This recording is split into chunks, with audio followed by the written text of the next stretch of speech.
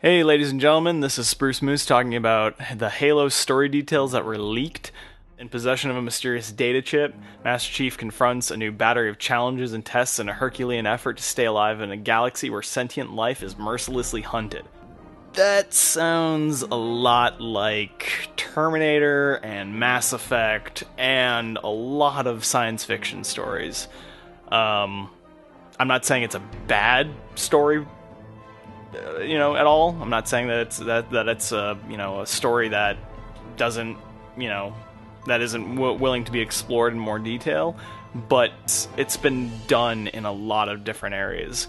And speaking from experience with Halo 4 story, as inconsistent and inane as it was, I'm not really surprised that it's as generic as it is. With Halo 4, you had space pinballs, really bizarre human interactions, with Master Chief talking to this guy who's ordering him around, even though Master Chief saved the fracking universe, and this one other guy who's putting his whole job and career at risk for, that was all very generic too. And the boss fight at the end. Whew, wow.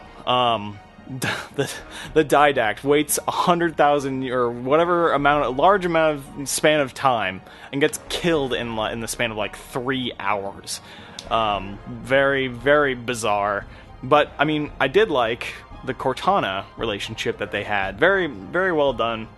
Brought to a great little conclusion.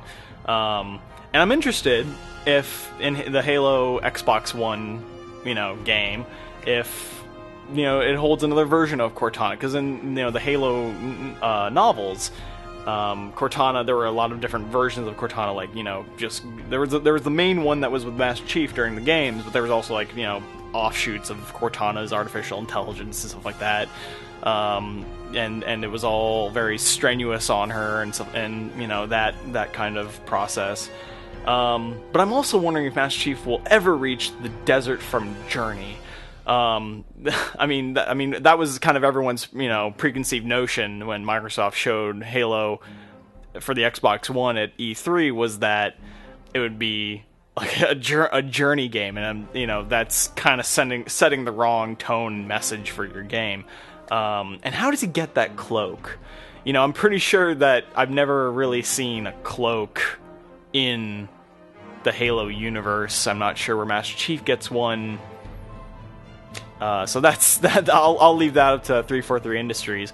And I talk about generic, Halo being kind of generic, and Bungie. But when Bungie had Halo, they took from Larry Niven's Ringworld, Ender's Game, and the whole opening from from Halo 1 was taken off from Aliens, the whole cryostasis thing and all that stuff. But I felt like it introduced aspects and explored the religious beliefs of an alien covenant, a binding agreement between all these alien races and all these guys of histories. I remember in Halo 2 where they had the Mausoleum of the Arbiter and the Grunt Rebellion, the Taming of the Hunters, all that stuff.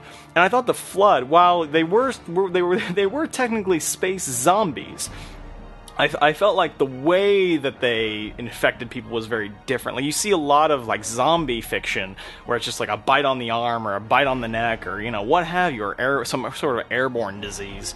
But I felt like, because going back to the Halo novels, you have these infection forms that burrow into your chest, and they're squirming all over you, and then they kind of liquefy your insides and make you into a big sponge thing. I thought that was kind of interesting.